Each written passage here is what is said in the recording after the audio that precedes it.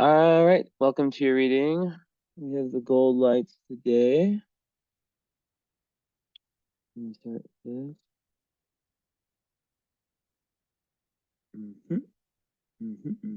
All right. So thank you for your patience. And let's go ahead and share screen. Lately, I've been sometimes sharing screen and turning camera off for parts, like getting into like a meditative kind of groove. So I might do that. And then sometimes I'm just like always on camera. I just switch it up. I got my crystals and you know how it is. Um, all right. Well, we have a 12th houser again. Capricorn 12th houser, Sun with Aquarius rising, Ceres rising, Vesta rising. See a lot of the major asteroids rising. Interesting. Um, so your moon is with your north node. That's extremely significant. And also Saturn's there, the 8th house in Virgo. Vertex as well, conjunct Saturn. For your ninth. Okay. Okay, midheaven on with Venus. Nice. All right. So to start, first thing, yeah, and then you have that 7th house of Jupiter, Black Lilith. Okay. So what stands out to me, is the North Node in Virgo with the moon conjunct it. I think that, let's see, there's squares. Ooh, Neptune squaring the nodes. That's very interesting. So, the South Node, North Node represent. South Node is kind of like the been there, done that karmic tendency in past lives. It's not a bad thing. Some astrologers villainize it. It's like if you're really good at something, but it's like if it's like you beat that video game enough times. So now it's like how can you leverage the fact that you're good at that video game to beat this other one. So from Pisces to Virgo, just on the axis, um,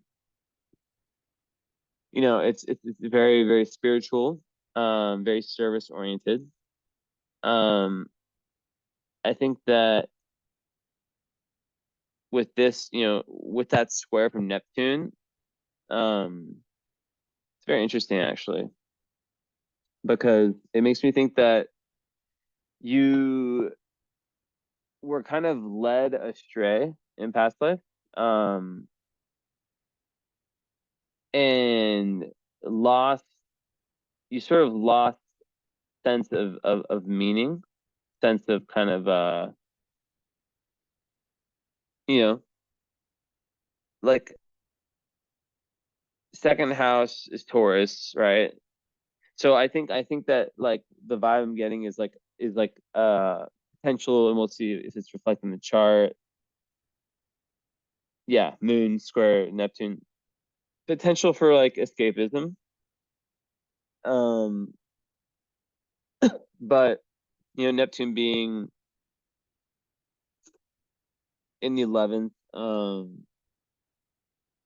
I do think that, like I even sometimes I'll read out this book, because it just like puts these squares and it just says it so eloquently. But it says here the unresolved karma material is around the subtle issues of one's sense of ultimate meaning, one's dreams and ideals. So yeah, it's around loss of meaning, disillusionment or despair that leads to loss of life force and will.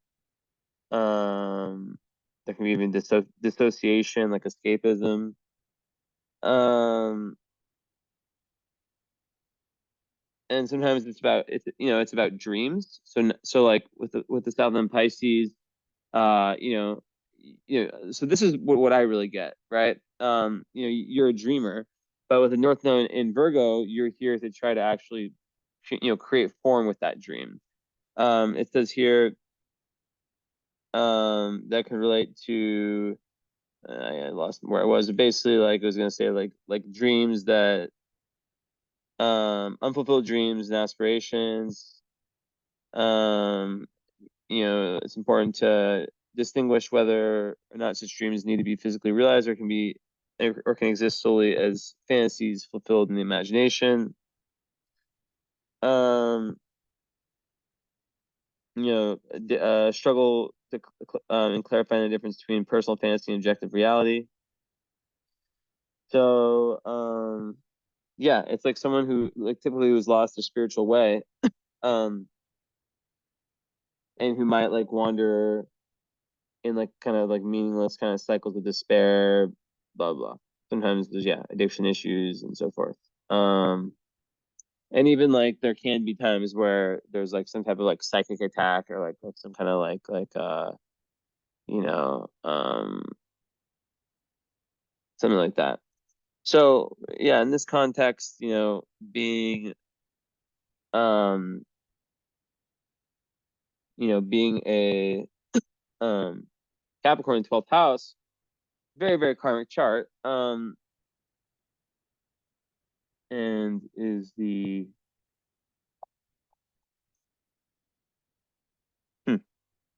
interesting. Yeah. So right off the bat, with the North Node in the 8th house in Virgo, conjunct the moon in Virgo, you have moon opposite South Node too.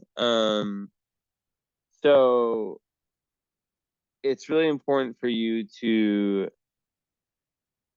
like service, like 12th house sun, sometimes they can kind of get lost in, like how what I was talking about, like kind of like just like being in this like kind of like, you know I have several examples in my life, people I know who, um they just weren't able to, they just kind of like their life was just this constant kind of chaos. And when they're able to kind of find that spirit, anything spiritual, it can mean, it doesn't mean like quitting your day job necessarily. um just being able to like tap into that, right, to tap into like service and just like deeper meaning in life and all that. It's been amazing for them, right? And I've seen their lives transform. So um with the 8th house North Node, conjunct the moon, I think that your emotions are a massive clue. And it's very helpful, as a Pisces South Node, there can be a tendency to kind of get stuck. You can be the big dreamer with all the great imaginative ideas, but then when it comes to putting them, putting them into practical, like really, really figuring out like, how to um kind of create, like put them into practical use, there's the issue. So sometimes with the South Node, I'll think, okay, well, this square Neptune, which is the planet ruling the South Node. So this planet ruling the South Node is square. I think, okay, well, the low vibe of Pisces is like self-delusion, lying to yourself, like unconsciously, and kind of like living in, like not accepting reality, right? Um, so that's what I'm sensing, right? Is that there might be that tendency. Um, so in that case, following, a Virgo moon can be difficult, right? Because it can be very, very perfectionist and I don't know, like, it can be very it can kind of choose logic over emotion. It can have trouble kind of like leaning into emotion. But you know, there's a big current purpose to you being a Virgo moon, and that's to follow the higher manifestation of a Virgo moon, which is, someone who's not overly perfectionist, right? That's one of the big pitfalls of Virgo moon, is that they can put a lot of pressure on themselves. And um so I don't want to catch them yelling, they already have food. But yeah, so basically I think that um there's a big need to and yeah, the nebula is close by. So, eighth house moon in general is here, to go through, lots of major transformations. I'm just gonna try this. Is it working? Yeah. So, um, on an emotional level, the theme of death, rebirth, transformation will be something that you feel you feel very deeply. Now Saturn's also in the eighth, right? So um, I think that for you the Saturn return, I mean, it's fated for everyone, but especially for you with the vertex there. Um, and yeah, I just just like the more you're able to kind of lean into your dark side, the better. Um, but being Cancer, Virgo, with a nice trine that speaks to like a good relationship between mom and dad. And oftentimes when I have clients who have this, their parents are still together, and that's good. If they're not, I mean, if they're not, they're, yeah, usually with a trine, they're still together, similar kind of worldviews, all that. With that said, um, your moon is very interesting because, like I said, in Virgo, um, a lot of Virgo moon, Gemini moon, very common to have like anxiety disorders. Um, Not every one obviously, but it's something that, because it makes your emotions ruled by Mercury. So when your emotions are ruled by Mercury, it can kind of bring up that um that discomfort with trusting them, right? And it's like I always picture the person who's like in the therapy room, and just like talking, but like not actually feeling into the emotions, which I feel like is very common just with people in general. Um, so at the end of the day, having a mercurial moon, the challenge is to understand that emotions are energy, right? And they need to be, it's not words, right? It's not, you can't, like, yeah, I mean, to a certain extent, of course, like talking things out can be helpful, but as an eighth house moon, there's a real emotional depth to you, and there's a real need to transform. Um, I think people who have sun, moon, eighth house are just like like an eighth house stellium, just like a lot of eighth house energy. They benefit from, my opinion. I mean, it can be difficult if they kind of stay in the same place. like from where they're born, especially with a 12th house sun, 8th house moon, right? Because you're evolving so much, and a lot of times, there can be a little bit of awkwardness if, like, the people you grew up with, um, aren't on that same evolutionary scope as you, and yeah, I just think some people kind of try to pull the other, the like there's the potential of, like, old friends missing that kind of old version of you and kind of trying to pull it back. So I'm not telling you to move. I'm just saying that, like, a lot of eighth house type people like myself, there is a kind of like a benefit to moving. Um and yeah, like so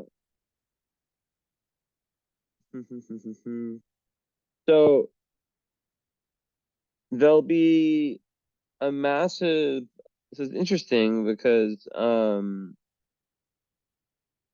know Capricorn in the 12th, it kind of creates that kind of Pisces Capricorn. Like, most of my Capricorn clients have a conjunction with Neptune. So you're one of the rare ones that doesn't, but then your sun ends up in the 12th house. So it's like, okay, with Mars right on it. So there is kind of this, like, constructive push towards a spiritual path, right? Um, Now I think that um having a lot of Earth and descendant Aquarius, so fire, also fire, earth, air, but no water, right? So you have water houses but no water. But then your south node's in water. So when I see that, I often think that person had, because, like, and I've talked to people who've had, like, a similar situation, and I tend to find that it feels like they've kind of mastered that element in a past life, and that they just didn't really need that in this current life. That's what I found from experience, right? Like, I had someone, like, a week or so ago, and the follow up, and I forget what element she didn't have, but I think it was air. Yeah, air or fire. Yeah, it was one of those two. But, like, she and there weren't, like, really any aspects or anything that would like kind of, but, like, basically what I'm saying is that, like, even without having those planets, but her south node was there, she's, it came very easy to her, like, all the stuff related to, like, the air, the earth, or the air, the fire, whatever it was. So, yeah, you don't have water, but your south node is in Pisces. So, and you have your sun, your moon in water houses. So those are areas of life where, you're going to really live out a lot of your karma and purpose. So, um,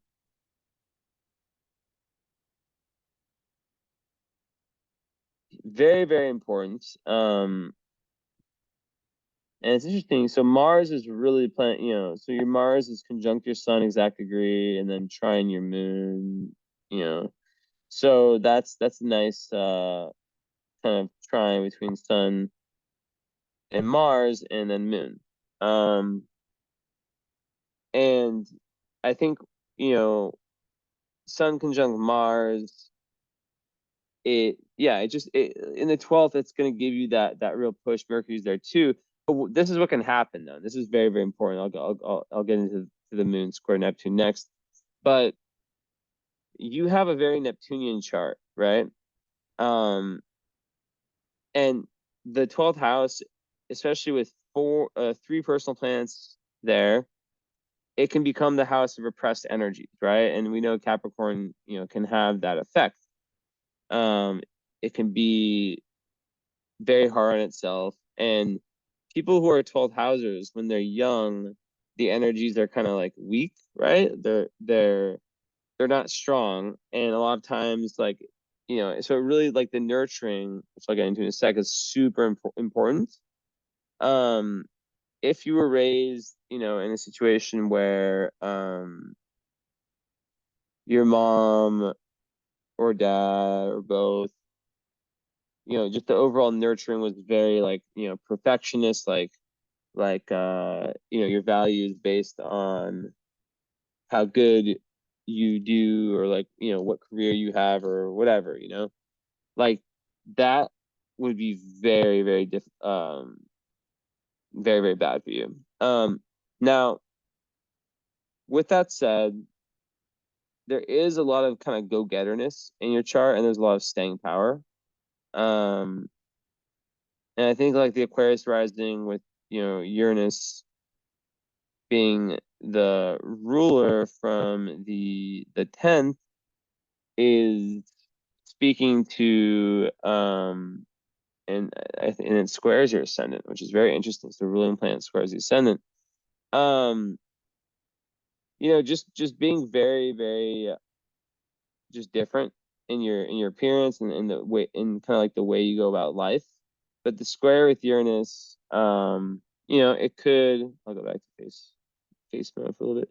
But it could allude to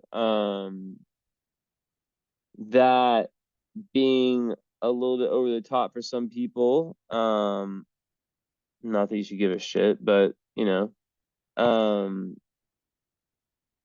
it's very, very like non-conservative. Like it's like the the the right to kind of express your like individuality is super, super important. And it creates a rebellious type of person. But sometimes there can be some kind of clashes, and you know Uranus also rules the or the ascendant obviously is the body, it's the self. So um you gotta watch out for not being like too overly risky, like with behaviors. um so like the more that you're forced to kind of rebel, or the more that you're forced to conform, the more you're gonna rebel. So there's like a big kind of resentment for any kind of limitations, any kind of like anyone telling you like kind of how to live your life or what to do. And then you want to kind of have that play out in your career also, right? So very, very kind of individualistic, based on who you are type of career, right? A desire to lead rather than to follow. So, and being a Capricorn, that obviously is, you know, 12th house Capricorn, you have like that intuitive ability to kind of like really feel like the undercurrent of everything, the zeitgeist kind of beneath the surface, what's happening. Um, but at the same time, um,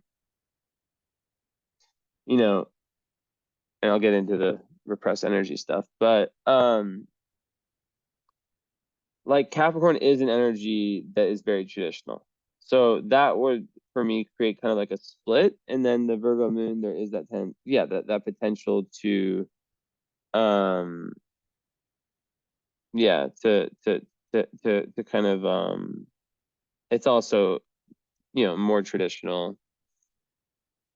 Um, Also Virgo moons have like a very strong link between, the body and emotions. Um, but yeah, often, their mother was very, critical and perfectionist. So, um, and then yeah, Saturn being in that house, eighth house Saturn, there's a lot to it, but I usually experience it as kind of like feeling overwhelmed by intimacy, especially that it squares the Venus, right? So I wouldn't be surprised you were born in 79 if it wasn't until like after your Saturn return that like your most important, life-changing relationships started to come.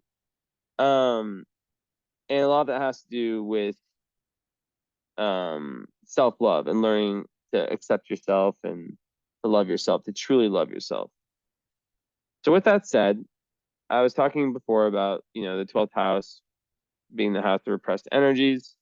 Um, so yeah, when you're young, you are obviously there's 12th house people, they go to school, whatever, they're around their siblings. There's other energies that at the time are stronger that like, there can be bullying in your Chiron and Taurus, right? So fourth house. So, like um there could be definitely like kind of self-esteem issues that you really had to get over. That's also shown with that Venus, which is how you love yourself, and then it gets like projected outwards, square Saturn. Um, but the house repressed energies is that the Sun, the Mercury, the Mars can end up being kind of repressed, right? Um, so you know, so how you're nurturing from the parents, like how that would have taken place, and kind of the reinforcement, and just like your early environment, like if you went to like a really hectic school, as opposed to like growing up like in a really peaceful monastery like setting. You know what I mean? I'm just like giving like extremes, right? Um, that would, like really, really have affected you. But what can happen is you know, with Mercury, it can make one kind of repress their voice a little bit, Mercury is trine Saturn, which I think just made my list, but square Pluto. So there's a lot like that's linking memory and in just like intelligence, which so that's very good for intelligence, right? Well, both of them are, but the Pluto one can be difficult because it can kind of just bring lots of kind of like negative thoughts, and and it can just be difficult, right? It can make one suffer from like obsessive thoughts, especially as a Virgo moon. um and yeah, just have difficulty when it comes to kind of like having like it can, like Pluto's the darkness, so when it squares your Mercury in the 12th, there can be like lots of very, very kind of plaguing deep dark thoughts.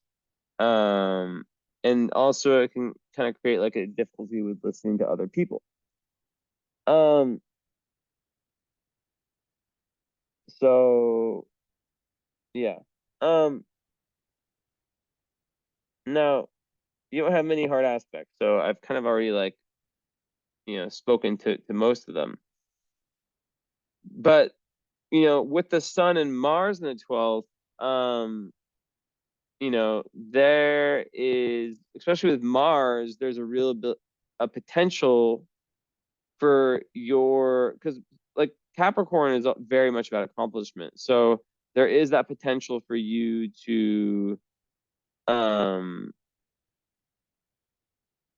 not to feel very disempowered, and to feel, it goes with that Neptune square, to kind of feel like like up until a certain point your life is kind of like in this like kind of going nowhere, just like this very, very, almost, it can even be like nihilistic, right? Until you found something that could have been like a spiritual awakening, a certain teacher, a certain level of new awareness slash potential of what could exist, right? So it's really someone with a chart like yours, a squared, having the South Node of Pisces gives you that natural ability with all things occult, esoteric, spiritual, but um, you know, finding them is another thing. So it's very like it's a blessing that that happens. So having Sun and Palace also, have to say, that's just like makes one very, very creative. Um, you can, very insightful, able to like kind of use all these like artistic abilities um towards kind of empowering. It's like very, very like kind of like warrior instinct, right? And with the Mars, it's even more, but it's like spiritual warrior. Um, but like really like wanting to fight for the freedom of individuals, you know? Um, so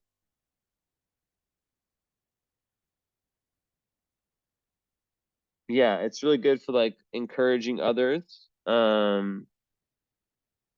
and just like connection with other people. And I also see it as, you know, Palace being about intelligence, kind of like strategic thinking, like the third eye. Um, you know, 12th house, this could be the chart of a politician. I see a lot of politicians with very 12th house charts, right? Because the thing with the 12th house, it can become repressed energies, but it can also become very, very powerful and prominent energies, right? Um, so yeah.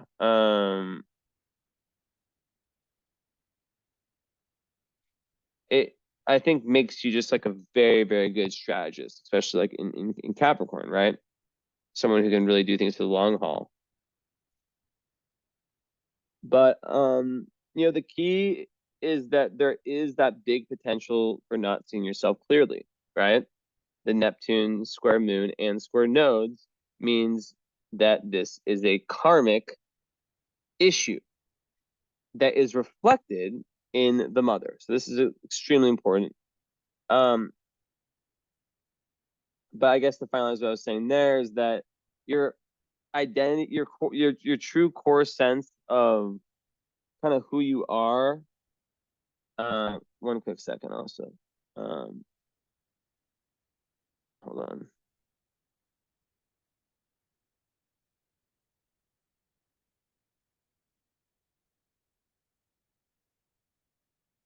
hold on.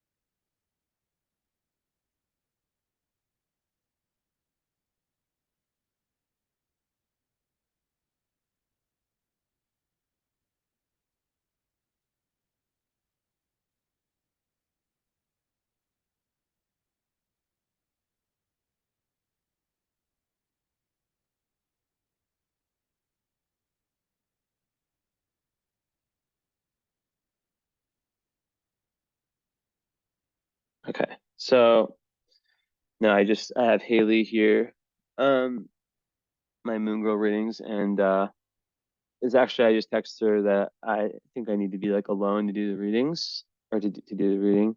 Not that anything like bad happened or anything like that, like or like that was off or anything, but this is actually my first attempt in my life ever. I've never done a reading with someone else in the same room. So I was actually just trying it with her, but I just noticed that like um I don't know what it is. I don't know what it is because I'm super like there's not like many people I'm more comfortable around, you know. So I think that it's just like yeah, I don't know. Maybe I think what it is that it's like I have to be able, I don't know. Like I can't put into words. but like it's probably something energetic, right? Where it's like me being, psychic, or not psychic, like highly intuitive. I pick up on other people. Okay, that's what it is. Okay, I figured it out. It's that I pick up regardless. Wow, that's crazy because it's so unconscious. But Mercury in Pisces, Sun in Pisces, I pick up on other people's energy unconsciously. And when I'm doing a reading, I need to be 100% only in my energy. It's kind of interesting. I might make a post about that. And message you.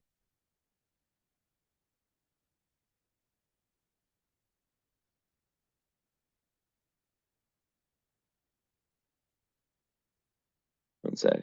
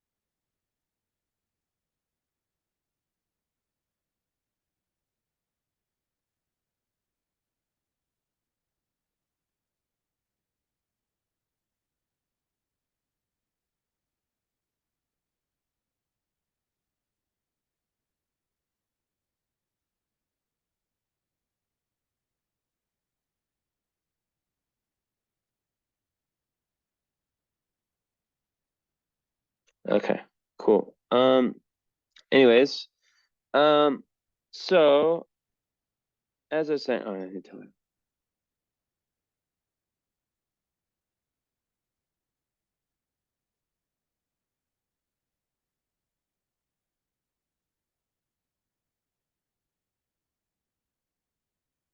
Okay, so yeah. Anyways, basically, you're here to be able to to take these dreams, these like all that inspiration, all these amazing ideas you have, and create form, like really like figure out the steps it takes to get there, right?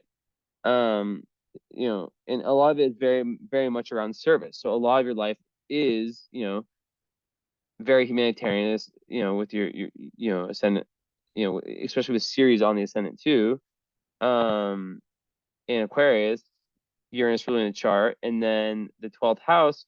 So what happens with 12th house people is like they either they either become master strength if they're, you know, like depending on like the circumstances early on, but they can also become repressed energies. That's kind of what I was saying. So Mars being kind of your core power in Capricorn, which is a very strong Mars placement, 20 degrees especially. Conjunct the sun right there. um you know it By choosing the spiritual path and the path of compassion, the path of service. That's why the 12th house is so karmic, right? You undo a lot of what can be very like kind of toxic cycles that can be very prominent with respect to the 12th house, right? So people are scared of the 12th house, but it is, it can be sometimes like about karmic payback. um so with Uranus ruling your chart in the 10th house of Dharma, I imagine that as an Aquarius rising with Ceres, which is like kind of like what nurtures you. It's like a mini moon, as Haley would call it, right? It's like not even, it's not obviously as powerful as the moon, but close, but it is also gives us like another indicator. So you feel really nurtured when and it's a big part of kind of your personality is like being this very nurturing person. Um what with respect to like individuality, freedom of speech, right? And also being someone who can really teach others about accepting themselves and their in the ways that they're eccentric, because maybe that was something you struggle with, right? Um, and yeah, Ceres rising gives like a very warm nature. Um, and then Vesta Aquarius, just really likes, you love to work within freedom. And very committed, to humanitarian ideals and to really want to work in a way that kind of helps push that forward and yeah. So and I think like having all these in the first house, it can make someone a little bit not selfish, but like, the focus is on you, right? And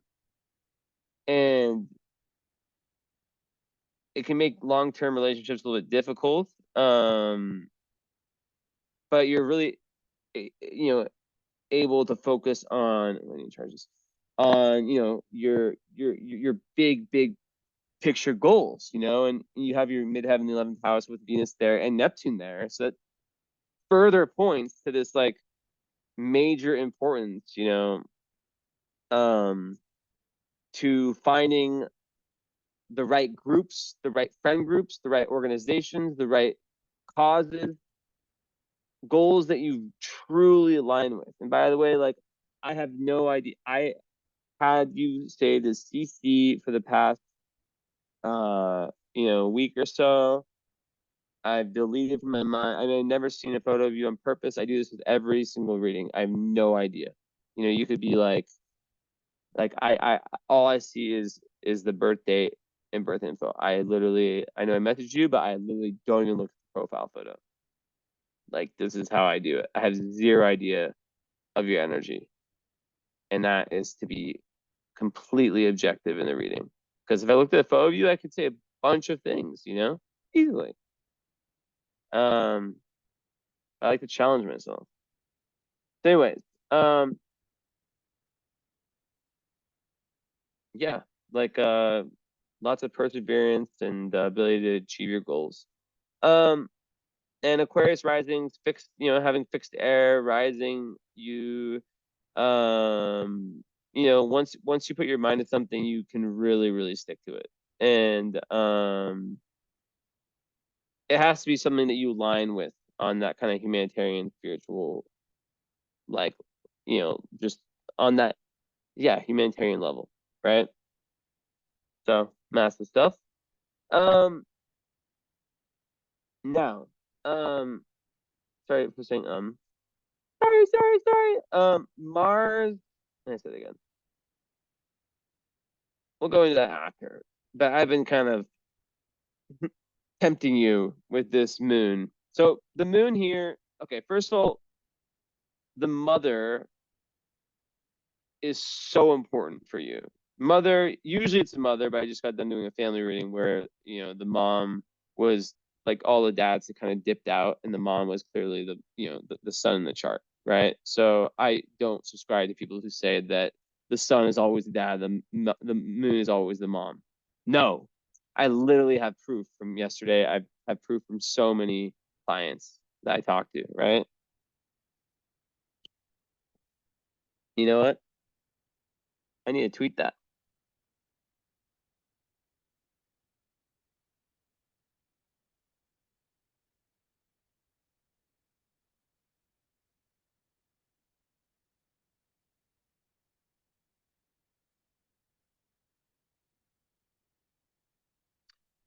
Maybe I should pause recording while I do that.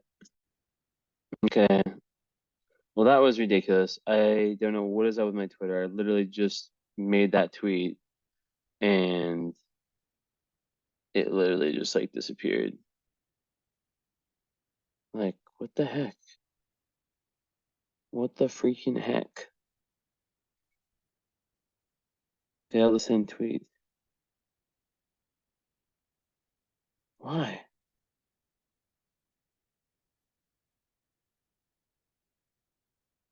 Oh, well, at least I can copy it.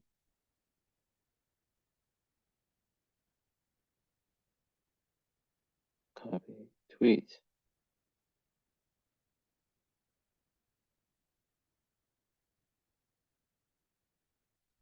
It's very bizarre, this whole failed to send tweet business.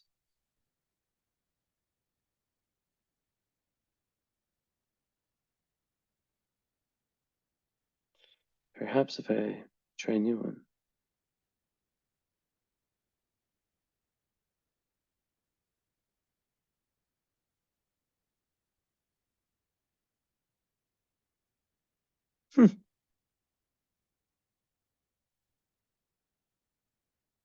Failed to send.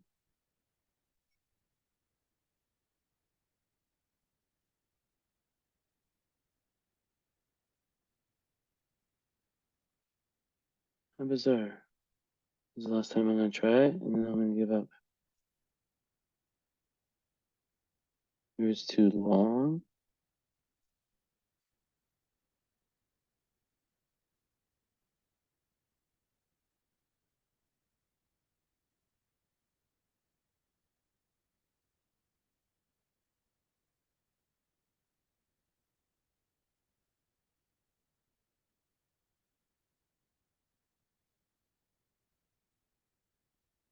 Um, hmm.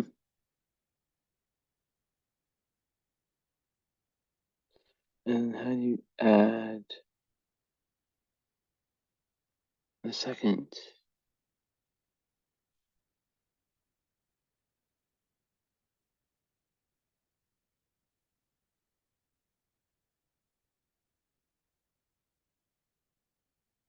And now it works.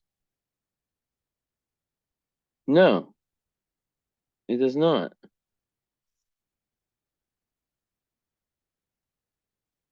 Anyways, back to what I've been talking about.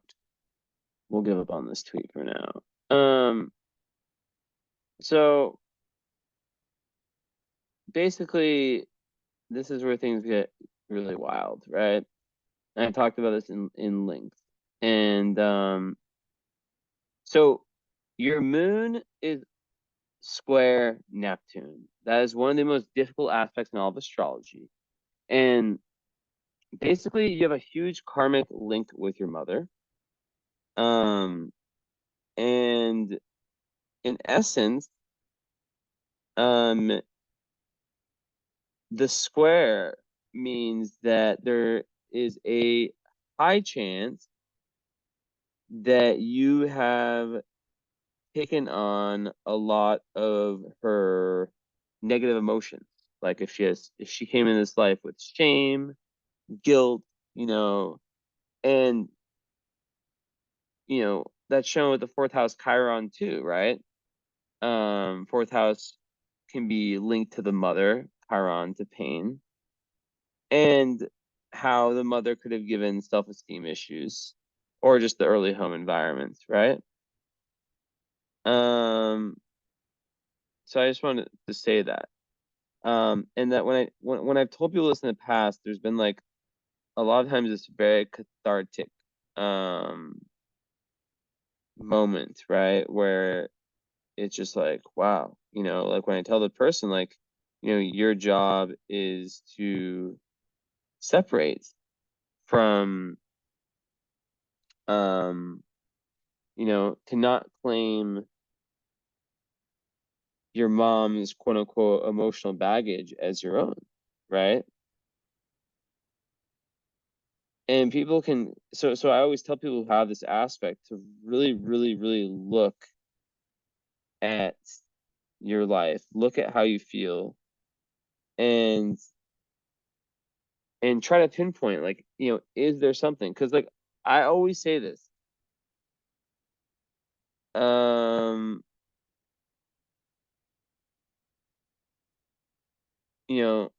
I get a lot of clients for whatever reason who are meant to break some kind of generational curse, right?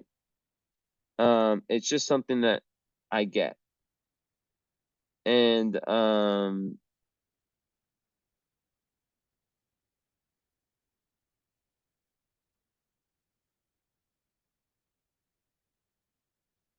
so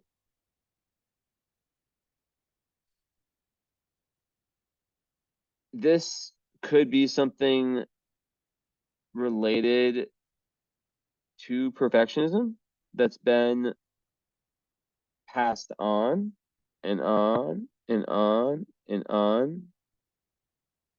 But either way, it being in the eighth house and this being, Virgo, it, it speaks to the need to transform that. Some part of your emotional nature is here to die. Now, the Plutonian process isn't always beautiful,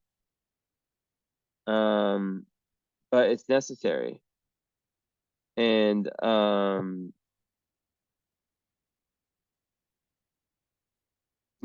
lot of people have trouble understanding that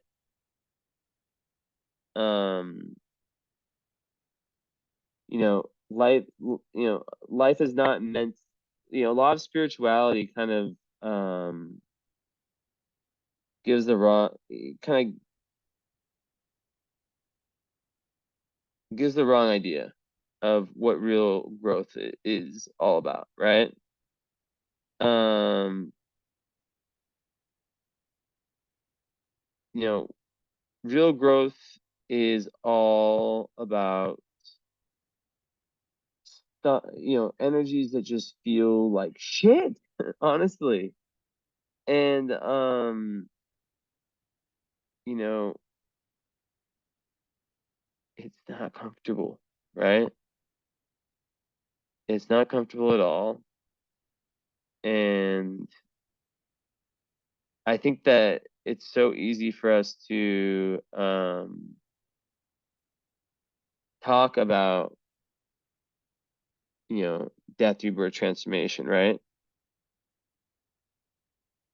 Say those words, but to truly embody them, to me, is something completely different.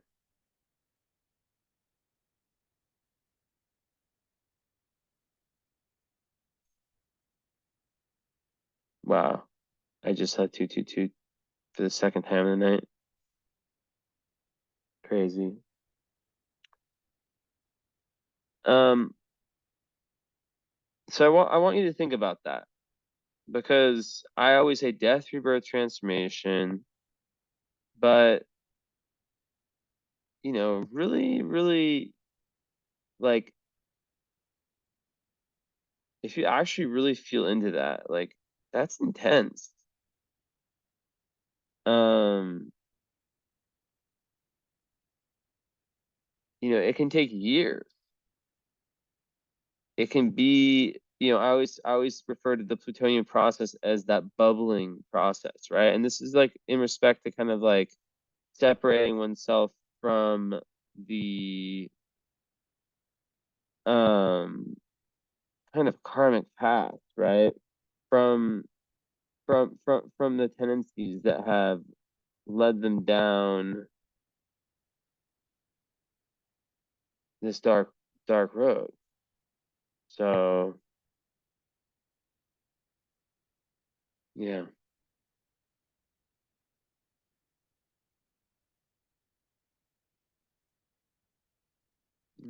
Let me meditate on this for a second.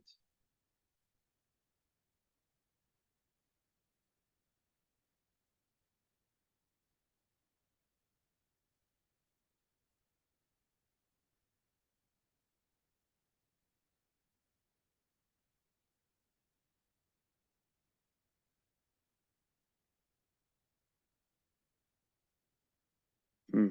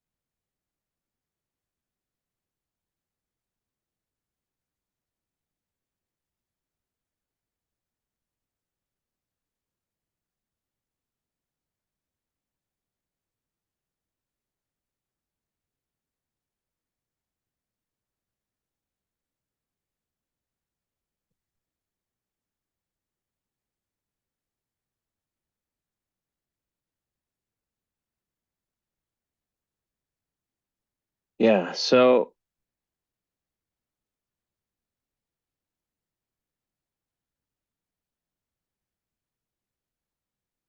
there's also this part of your chart that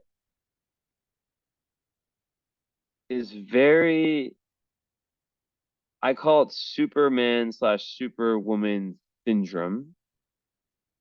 And the way it can play out is when you potentially put too much on your plate at once, right? Um,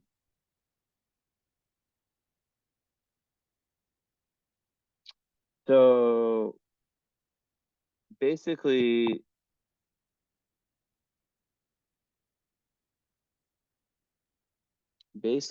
basically,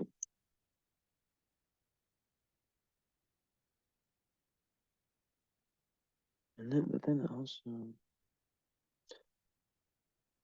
yeah, they're like, you know, it's like important to not to really you know, give a lot of thought um before just jumping into anything. Like 70% of people are um in human design are generators or some or yeah, or some form of generator, right? And the whole thing with that is about waiting for the right, you know, and accepting the right invitation. And a lot of people just do not do that, right? The sun opposite Jupiter,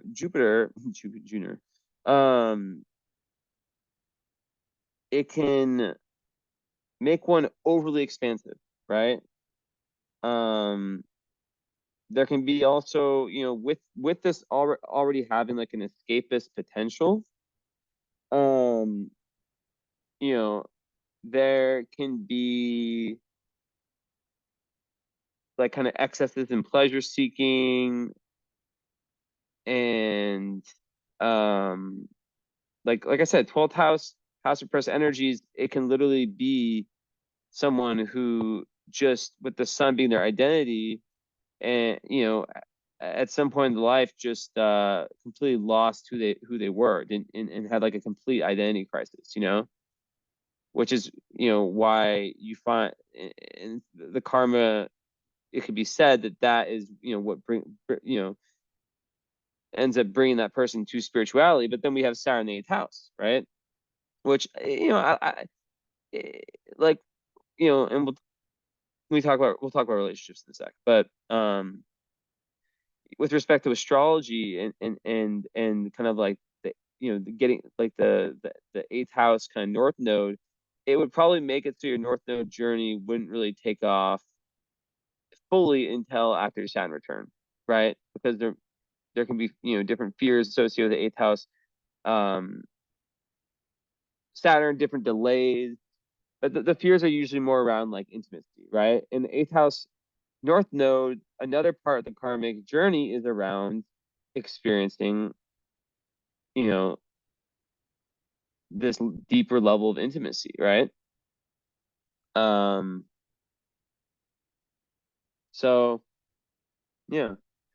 Um, and kind of like it's relational as well, to where it could be like kind of combining, two becoming one, like Scorpio energy with someone, right?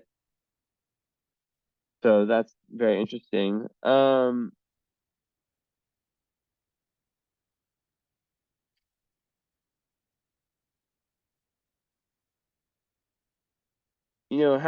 Having Jupiter the way it is in the seventh house with Black and Lilith, in Leo.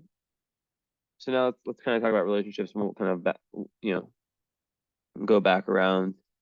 Um, you know, Here it's very much Jupiter in the seventh house by itself is a blessing, right? By itself, right? Um, it makes it so in Leo, so that you attract you just get partnerships that end up like really pushing you towards your greatest goal, right? They help you. They help. No, that's a bad way of saying it. They help expand your horizon, see things from a wider perspective, per se, right? Now, having Juno in Aquarius, um, in the first house, you're gonna definitely, and then let's put them all together with the Virgo moon and North Node, the Venus and Sagittarius I haven't really talked about yet, which squares Saturn, um, and all that 12th house energy, Mars in Capricorn also in 12th house. So there's definitely your someone is a 12th houser also. So like you need a lot of space. Even as a Capricorn, you're someone who definitely needs a lot of space, right? Um, and if you don't get it, it can be bad, right? And that's when that Mercury square Pluto can come out, right? Which I feel like I didn't really like talk about some of the good parts of that. Like it gives a very like very complex and profound kind of nature and way of thinking. Um, but it makes one usually like very, very in their mind close to kind of like the darker side of existence and humanity, right? And they can view the world through that lens. So, and it can create very, very intense and kind of mentally challenging like interactions with other people. It can make someone very, very defensive. And yeah, 12th house Mercury in a low vibe can make someone who, like a big 12th house, like there's escapism, self-sabotage is major, right? So it's very common, like just overall with a chart like yours, to have had a life that just was not working. But like being a Capricorn does kind of save. Um, but then, like I said before, you know, there had to have been something that you found that really, really just changed everything. Um,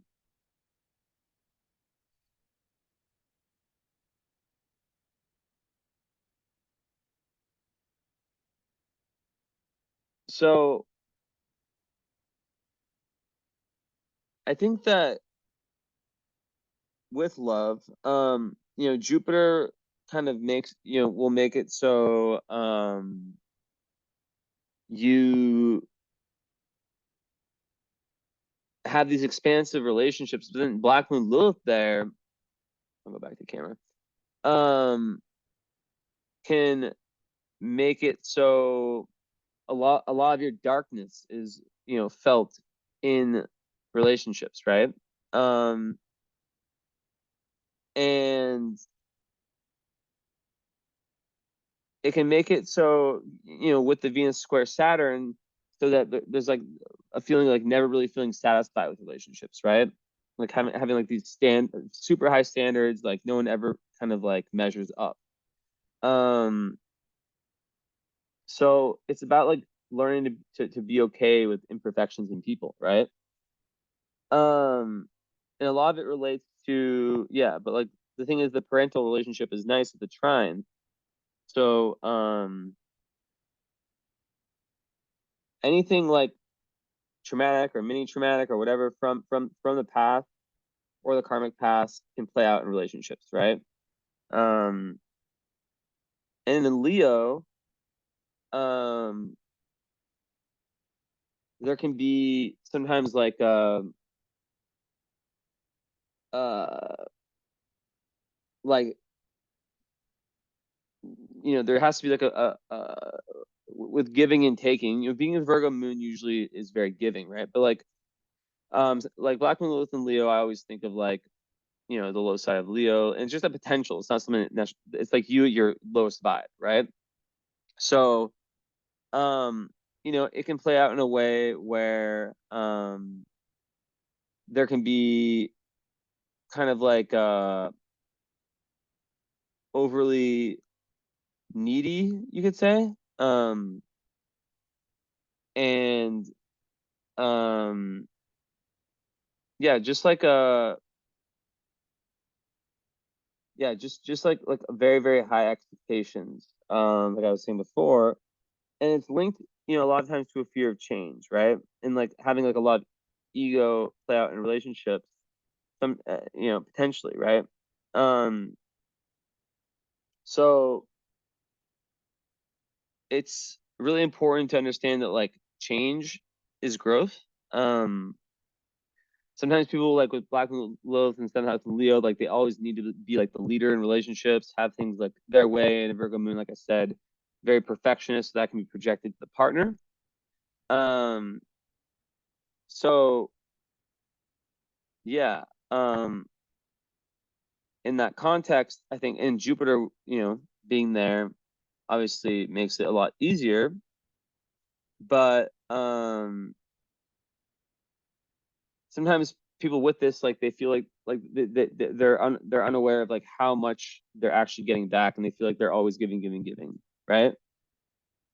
Um, and they can sometimes feel like other people are like taking advantage of their good nature and things of that, right? But sometimes it's actually the opposite, where they're the one who's actually like a lot more demanding and all that, right? So um there is, that kind of need to shine, with the sun ruling your seventh house, but there needs to be like a cooperation, right? And like I said before, with that strong first house, your identity and your spiritual kind of quest is gonna, be extremely important. But I think that, a level of compromise needs to kind of be found in that area of life, right? Um, Now, then when you look at the eighth house, it's like it's through those intense relationships that you transform, right? Um, and through diving into the metaphysics, the occult, and just like deepening your awareness, everything I talked about before, like like really like understanding energies that play out in relationships, like that is where like the healing can really come. So yeah, just really kind of leaning into your intuition in that sense. But you know, as I keep saying, Saturn conjunct North Node in Virgo, like you're really here to kind of be like you're here to really learn a lot of responsibility. And so a partner that can kind of hold you accountable is very, very good. And of course, Juno in Aquarius, like a partner that also gives you that freedom to be an individual and to that doesn't like kind of like like where you have that kind of like what I made a post to Aquarian relationship, right? Um, you can check it out if you haven't seen it, but that would kind of apply, right? Where it's like like a, an unconventional kind of relationship would probably be and very fated because it's 29 degrees, right? So there's lots of fate in your relationships. And you learn a ton from them because and it all goes back to the 12th house because the 12th house a lot can be unconscious, right? A lot of kind of you know the core essence of who you are. So um the mirror of other can really really really be extremely important in that journey. um Now Pluto, yeah, so like I said before, Saturn, Venus, that hard aspect, learning to value. So Venus and Sag on the midheaven, you from a career standpoint, it's really important for you to have like a career dharma where you're really learning, you're growing, and that's happening like in the career, right? In whatever you choose to do for a career. And with Neptune there, it's like how very humanitarian, spiritual friendships, like those are the kinds of people that you want to be around and build with, right? In whatever you're doing. So, and also it would give one like a very like typically a very spiritual dharma, right? Which goes back to that North Node. So a big key to this chart, of course, is like finding that deep spiritual meaning, right? That's been kind of derailed past lives, and transforming that into a life where you're able to be of service. And another thing that really plays into it is not following the lead that society kind of tells you to follow. And yeah, so with a partner, the right kind of partner, I think, is someone who gives a lot of freedom, a lot of space. Also, Venus and Sag, people love to travel, and that I was going to get to your ninth house Pluto. They love to experience different cultures. A lot of times, Venus and Sag people marry or are very attracted to people from different cultural backgrounds. And there needs to be like this philosophical kind of with Jupiter in the seventh house underpinning to the relationship, right? That's like a huge part of any relationship that'd be successful is that like you need to feel like you're growing and that your worldview is increasing from it. Now, yeah, with Pluto in the ninth house, a lot of people who have that, they don't necessarily feel, interesting, I brought this up earlier, like they typically don't feel so like attuned to like where they were born. And or like the culture the culture they were born in. So a lot of them, live abroad, or the US is so diverse and there's so many different states with different cultures, but it still is the US at the end of the day. But like Pluto ninth house gives us like intense need to like really discover like the meaning of life, the three big questions, you know like, who are we? You know, where do we come from? What are we doing? Where are we going? Right? Maybe for like, you know, who are we? Who am I? What's my place in this whole big cosmic um big picture, right? But you know, you have to watch out to have this kind of like very dogmatic view of meaning, right? Um, that you know your way is the only, like your philosophies are the only ones that matter, right? Now,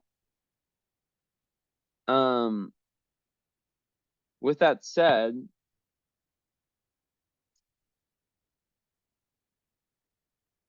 with that said, so obviously freedom plays a big role, but then also as a, you know, a double Earth, there's a level of foundation and consistency that's very important. So a Virgo, you know, moon person, Capricorn sun is, you know, going to need someone that they can really, really rely on, you know, someone who isn't you know, someone who they know is going to be that same person day after day. It's like you know, when you're building up, when they're building like skyscrapers, they spend a lot of time on the foundation, right? That's kind of, you know, part of the kind of important part, you know, part of like the relationship feature of this chart. But then also there's that need for spontaneity, that need for higher wisdom and spirit, and you know, I'm not saying the partner has to like share everything with you in terms of like philosophical views, but they like there needs to be like some, like it can't just be someone who just like rejects like, you know, everything that you're about, you know, like there has to be some level of uh of curiosity. So that is important. And yeah, so it's that mix, that interplay of freedom and, you know, keeping your individuality within the relationship, and you know, consistency, foundation, right? Has to be built on that strong foundation. So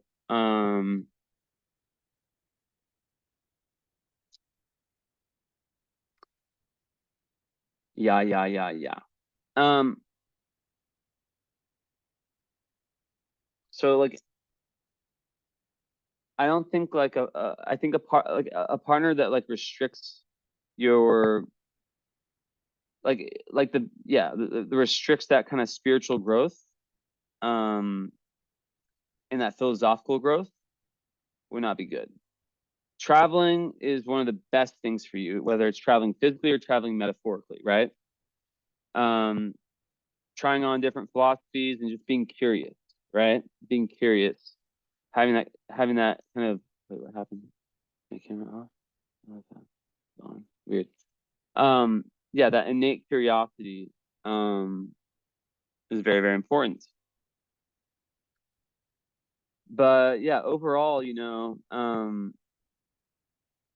like the 12th house energies, you know, they need to be like there's a lot of like kind of alone time that's needed, because like with 12th house Mercury, there can be difficulty like knowing what's your thought and what's someone else's, right? Especially like in like a big, so your environment is super important. It's so key, right? um and you can learn a lot about, you know, whether it's a job, um you know, a person, whatever it is, by how you feel when you're with them, and then when you leave their aura, when and you return back to that kind of like, because like a big part of the 12th house like is creating that spiritual relationship with yourself, right? So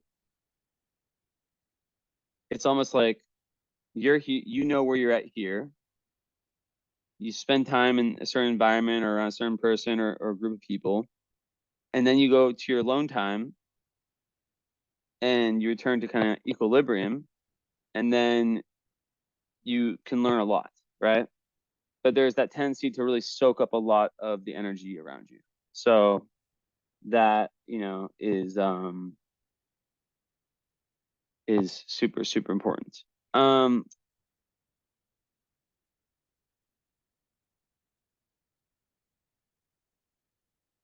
Let's see here.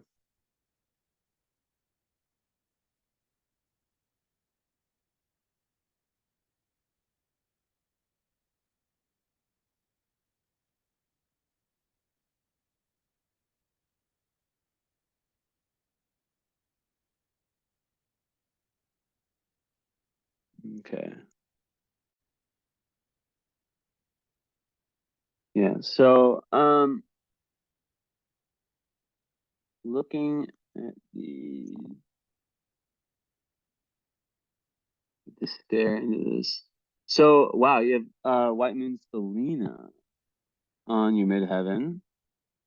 That's one that Haley is taught me about, and it has to do with spiritual protection. So having on your midheaven to me indicates that I'll show you what I'm looking at so you know like how crazy all this is. Um that when you're really headed in that right direction, um related to a career slash dharma, because I don't like saying career, because like it's not always that for people, right? It's not always, it's very like corporate, you know like of this times type way of saying it. But yeah, there'd be lots of protection there. Yeah, so I knew it. The nebula is a,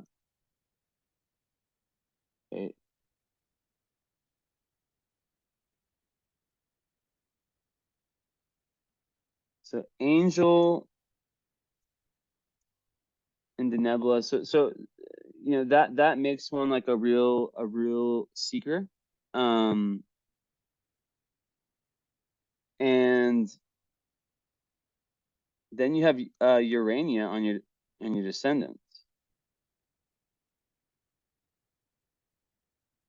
or union on your descendants. That's very beautiful for relationships. More of that luck that might not always be so obvious. Antares is close-ish to your Venus. Actually, what am I talking about? It's very close. And so is Circe. So I think of that as like a mix of, like, Circe is like very witchy, right? Think of it as like herbs and like sorcery, like the potential for all of that. So and then Antares Venus, oof. Okay, sorry, I keep having these annoying Wi-Fi issues, but now it should be good. I don't know if you know, but I've had to use my hotspot nonstop. But anyways, yeah, so you have Venus, yeah, undo this 'cause it's like way too much. So Venus is at 11, and it's right on Circe, and close to Antares, which is one of the royal stars. I have to zoom in on the eyes.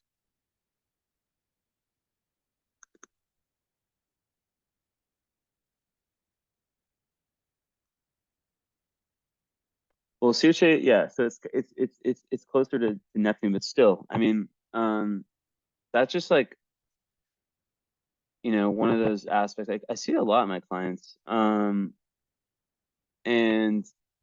it's very mystical. Lilith, Circe, Hecate, those are like three of the the very witchy ones. And it's the goddess of sorcery, right? So there's like lots of magical abilities. And having so much 12th house, you know, it's like there's a big ability to unlock so much in the world, the occult, the world of spirituality. But also the thing with Searche is like there's that whole kind of similar to Lilith, um, there's that kind of way of demonizing powerful women, right? Um, but like having that in your chart, it makes it easier for you to tap into sorcery and anything like herbs, potions, all that kind of stuff, right? Can be prominent. So I find that very cool with all your 12th house. Okay. Okay.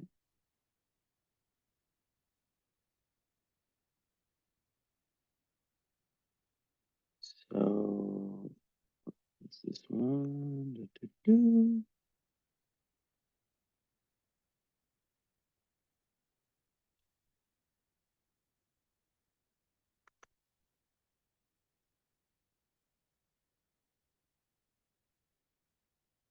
So having union on the descendant, I mean, I can't think of anything like more romantic. I mean, the ascendant is linked to relationships. So, I mean, I just think that there's a very, very fated and karmic aspect to your relationships. And that's like I've said it before, like, where you're really meant to learn a lot.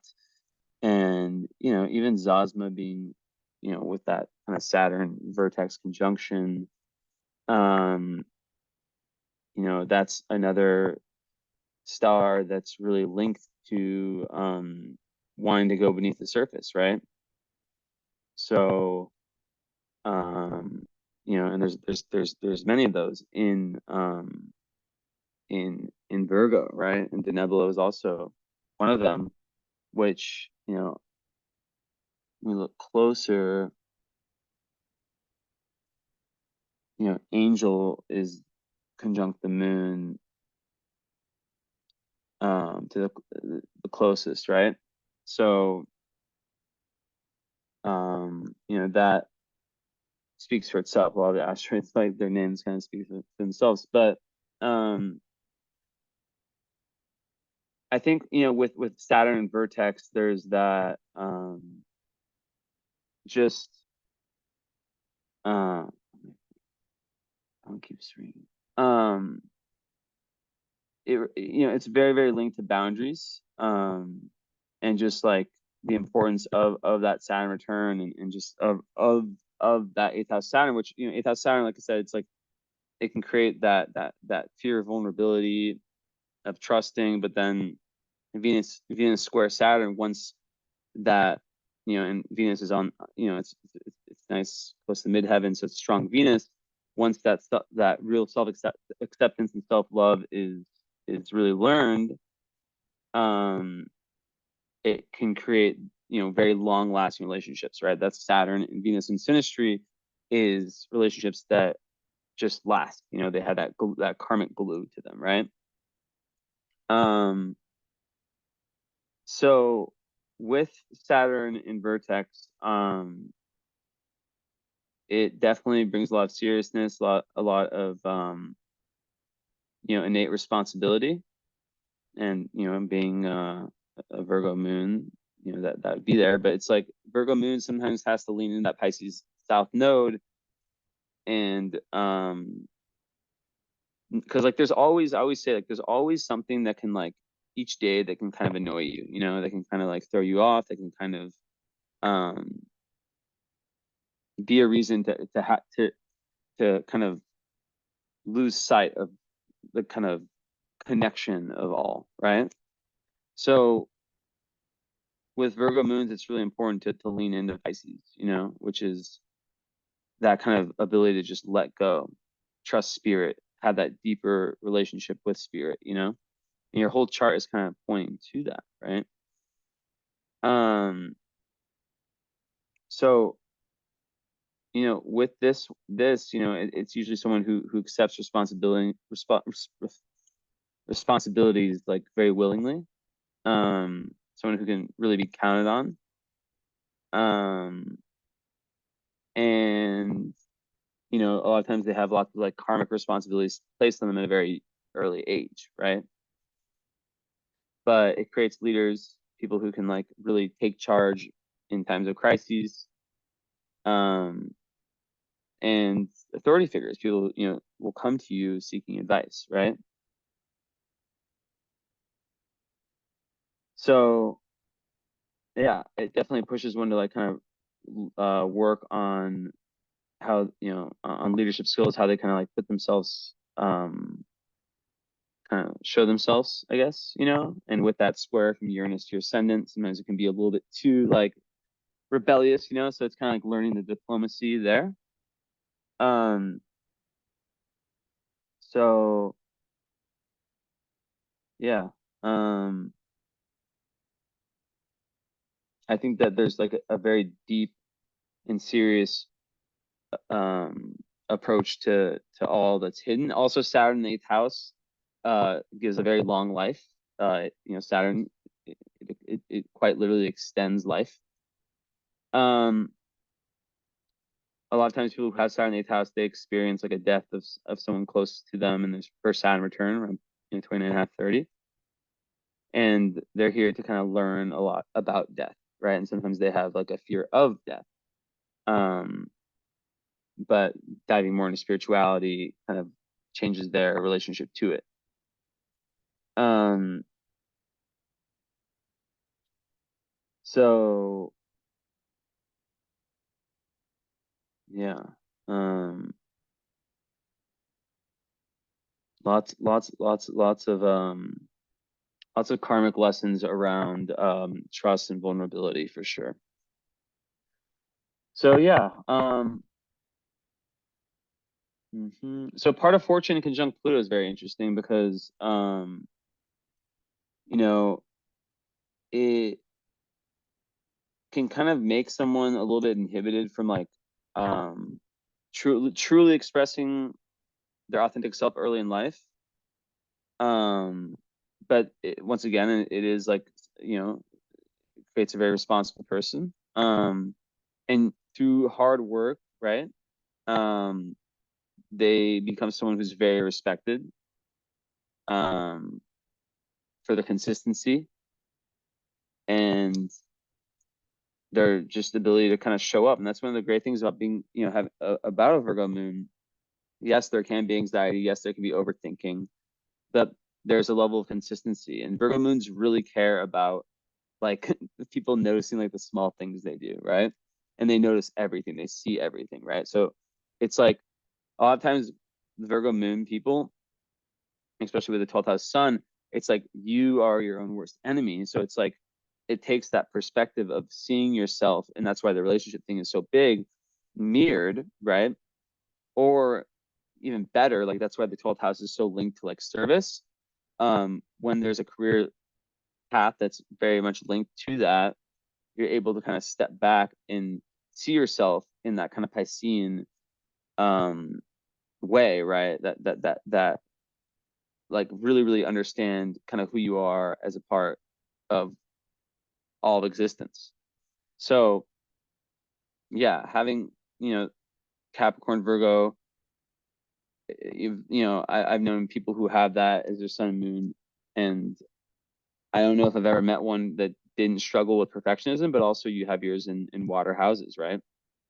So it's really asking you to kind of like really lean into emotions, and Capricorn is, even though it's not your moon, it can be like stuck karmic patterns, right? That are kind of what's the word? Self-sabotaging. So it's really asking you through that deep look within yourself to figure out, what those are and to counteract them, so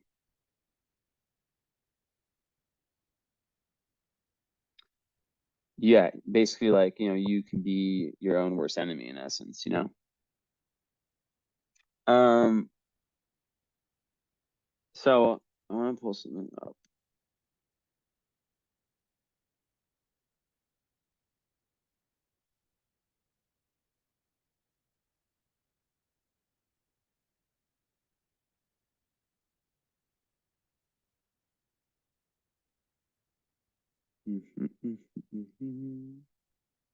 So having like a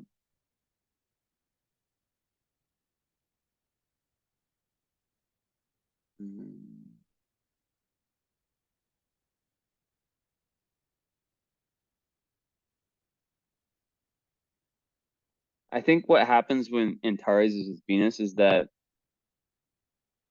it kind of speaks to this theme I've seen where the relationships, it's like a real breaking down of like kind of the emotional armor, right? And there can be like very intense kind of emotional turmoil that comes from relationships, but it gets you into your heart, you know? Um, so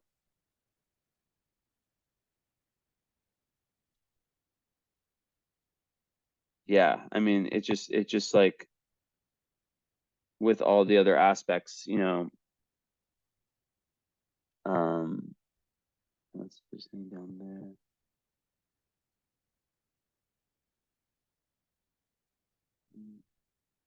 These.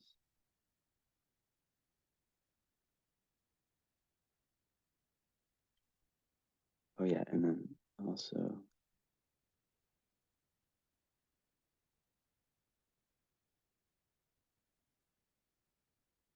like yeah, so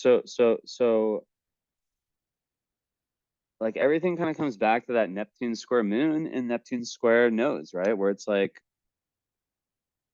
kind of breaking the kind of like the karmic kind of bloodline potential curse that could exist.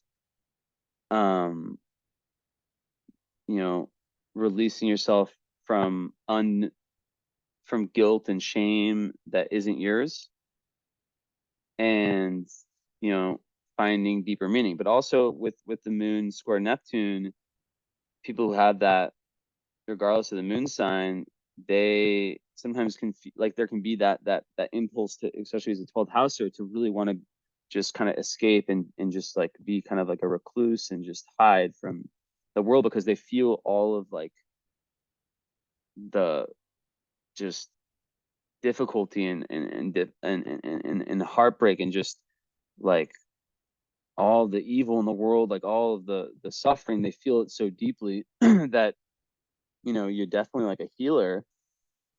But and that's where maybe like having the earth placements can help. Um, in that a lot of people I meet that have that, they're super, super, especially the Pisces South Node, you have all these like innate spiritual gifts, but sometimes it's like it's too much for them.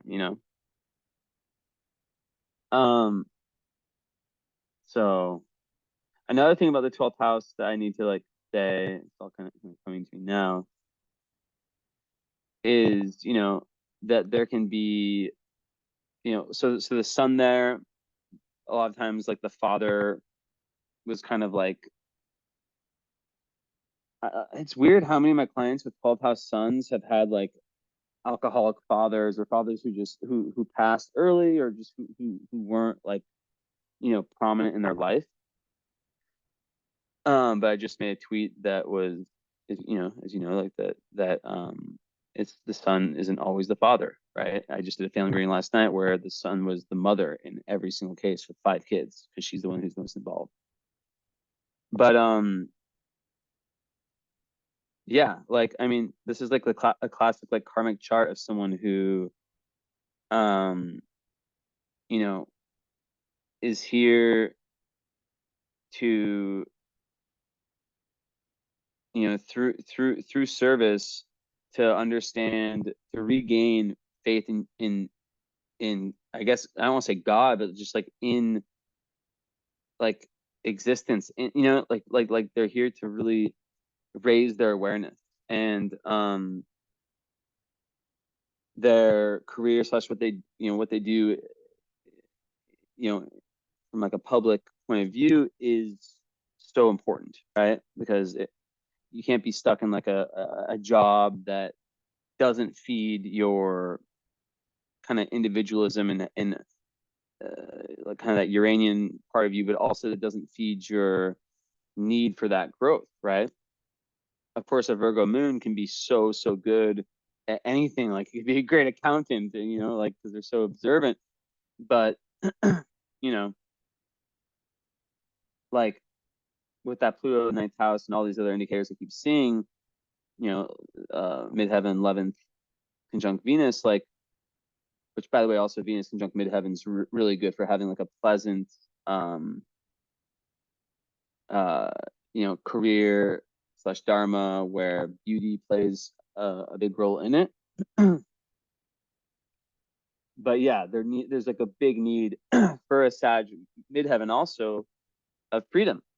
A lot of Sag Gemini midheavens go through different career changes, or they have two different, they have like the money maker and the passion, and the goal is to eventually, turn the passion into the money maker, right? That's very, very common.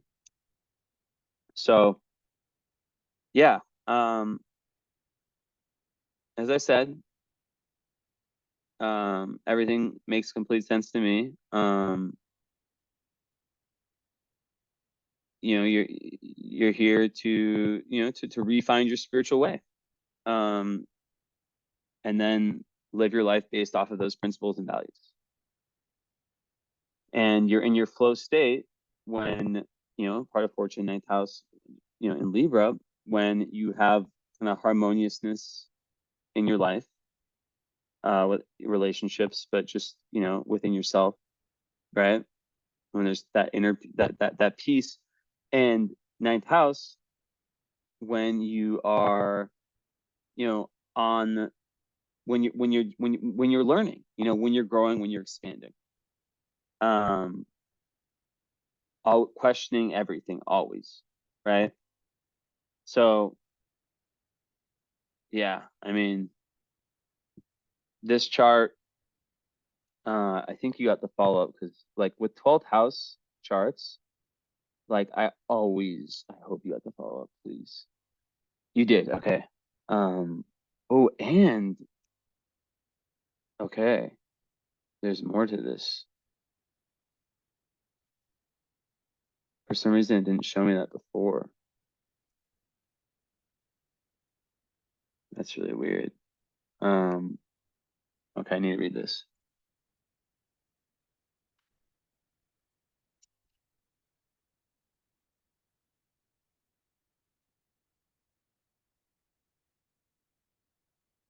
Okay, so I always find it synchronistic and interesting that this has happened multiple times, to where, because I write in my notes with clients like, read Squarespace email, right?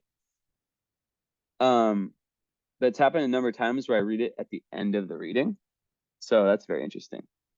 So, okay. So yeah, I mean, I touched on that, but I want to touch further on that.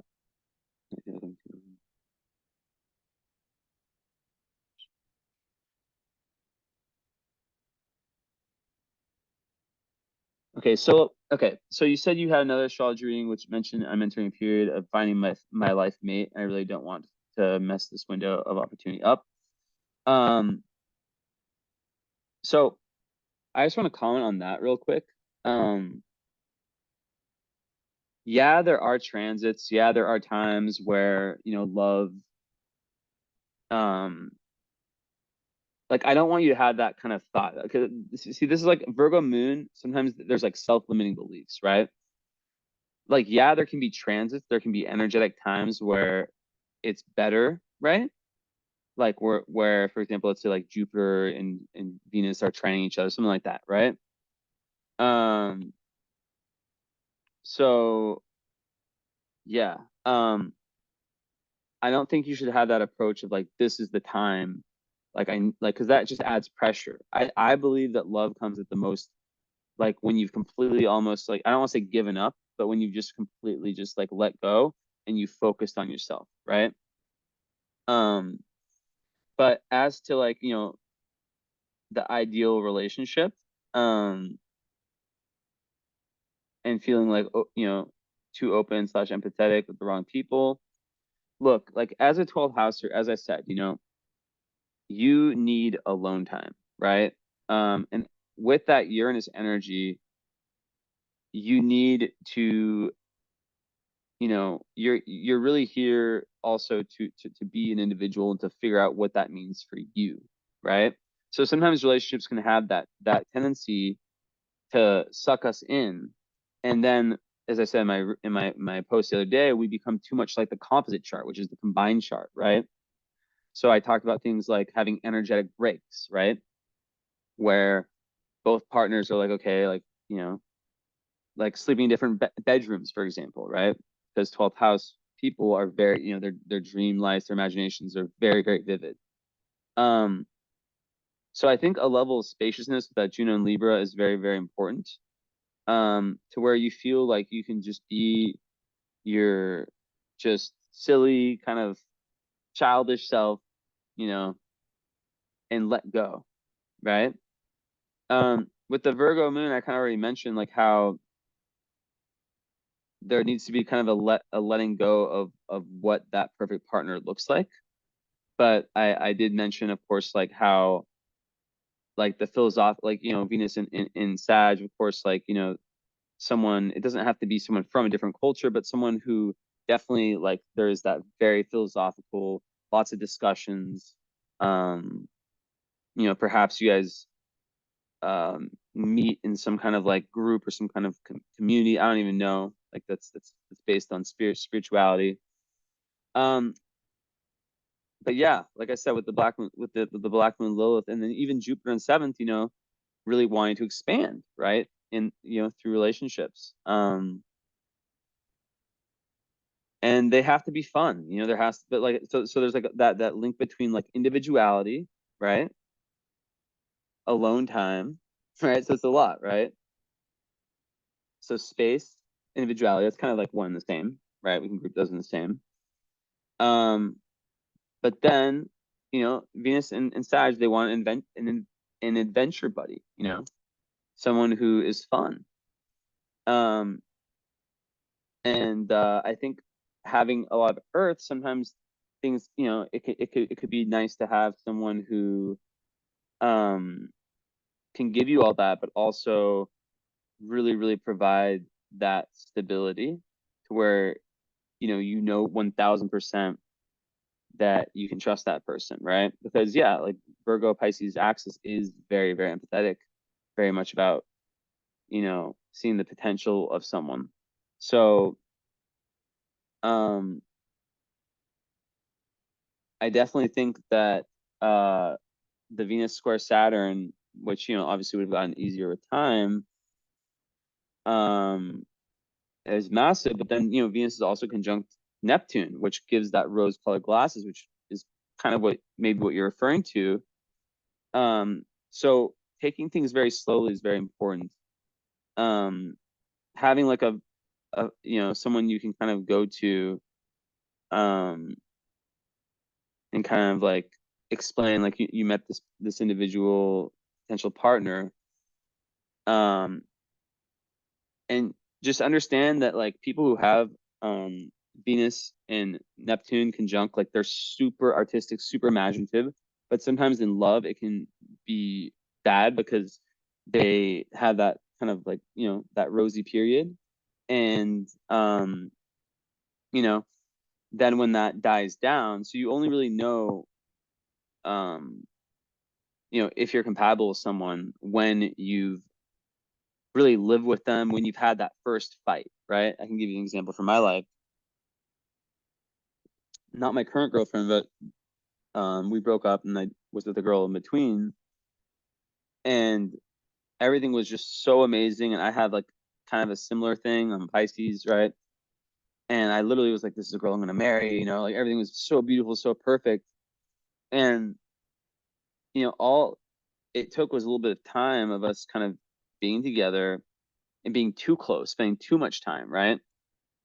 So that I actually have a lot of the same kind of energies you in relationships, interestingly, just in different ways.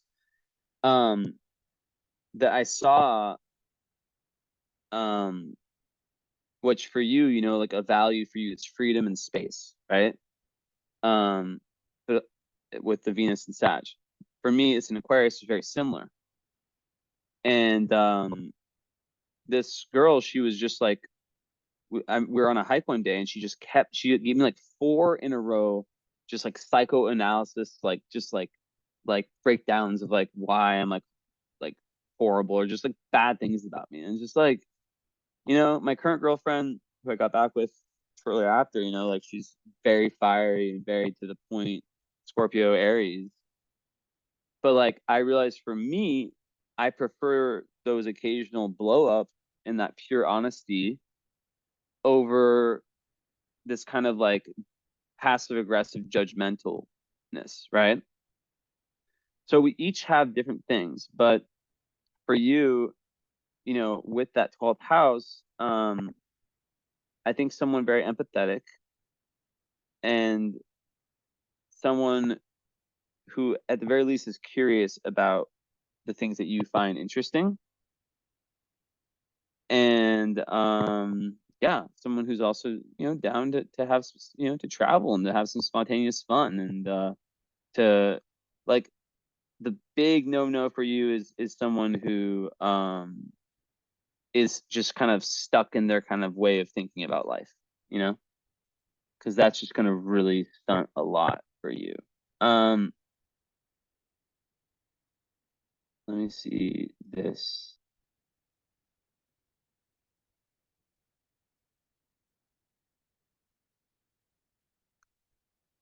Yeah, and you just have so many romantic asteroids like around your moon, Valentine. So there's just like, you do have this very angelic quality. And yeah, people, it's like people will take advantage of that. So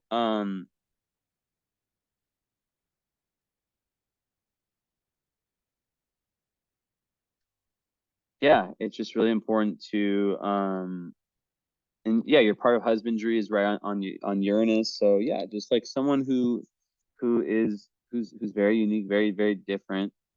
Um and who kind of gives you space to just be you, you know? Um and I think that that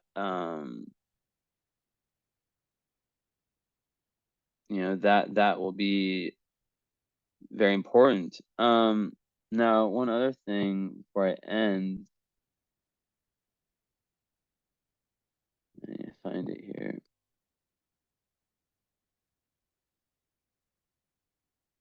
You um there's a very poetic kind of energy to you. And I think that having like if you don't already, having like a creative outlet, could be unbelievable. I mean, Sappho in the midheaven, Venus and Neptune together. So that also helps with the 12th house energies, right? Like through, it's like art therapy, like through that artistic process, we learn to understand ourselves better. But one thing I would do for any Virgo moon is to really sit with yourself and kind of write down any self-limiting beliefs, and we can talk about that in the follow-up, right? um because Virgo moons tend to have quite a few. um but yeah, I mean, Black Moon Lilith in the 7th, like, definitely can make people jealous of your relationship. So it's good to like kind of hide those, like from like social media and stuff like that. Um, but yeah, just like not like whatever that other astrologer said. Like we're gonna talk. We're gonna get to the bottom of all this, right? But just know that even in the worst transit, like, love is always there. There's not. That's not how astrology works. You know, like, Yogananda said, from Autobiography of a Yogi, he said, every year I go to an astrologer to figure out what the most difficult period is for me. And in that period, is when I undertake my most difficult task, something like that. So keep that in mind. There's no rush, there's no anything.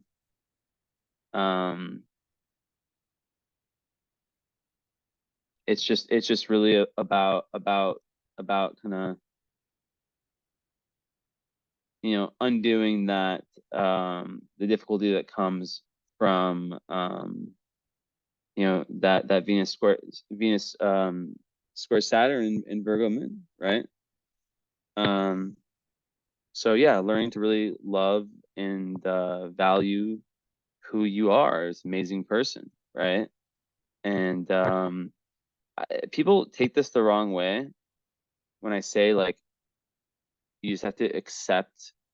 Like, I even told this astrologer this, who's like a very pop astrologer, because she like clearly had like all these problems with love, and I was just trying to help her. I just said, like, for me, I had like this very horrible tendency, and we can literally like go into love for the whole follow-up, like we can dive into so much, so don't like the follow-up is meant to kind of puzzle everything together. But like, um she wasn't ready to hear me tell her that with the aspects she had, which are way more difficult than yours, that me having similar ones to her in that respect, Pluto square Venus, that I had to accept being single forever. It was only when I accepted that, as like, I just, like, in my head, I was like, you know what? I'm done trying. I'm not looking. It's just, that's it. And then my girlfriend showed up, So there's a level with some of these placements you have of, especially the Saturn, the eighth house, of a need to just let go, a need to just let go. And the more you dive into service and spirituality, I genuinely think that is the cure for all. But we'll talk more. Thank you so much. And wow, I have no idea how long it went because the timer kept going when I was on pause. But yeah, it was a pleasure. Thank you for the patience. And the follow-up is, yeah, as soon as you're ready. Most people, what they do is that they add the current astrology / spiritual alignment to the follow-up. So that's like, this never changes. This stays the same throughout your life. I know you said you had another astrologer look at it, but I mean, I don't know. I'm not judging that astrologer. I'm just saying, like, I don't like when people say that, especially to a Virgo moon. I really do care about my clients. I believe that they come to me for karmic purposes, and you know, and even if you don't want to do that one, you want to just stick to the follow-up, like we're still going to go into this, but basically what most people do, they already have the follow-up, and they add the current astrology / spiritual alignment. So the follow-up is an hour. We only talk about the natal chart. That never changes, as I said, but then the current astrology is changing all the time. So that becomes like a 3-hour reading. It's usually like 380, but I would do it for 270. And we'd meet on Zoom. It literally, honestly, like, I have openings like very soon. Like, a lot opened up in my schedule. It's kind of crazy. Like, I had like a lot of cancellations. So let me know. Thank you so much.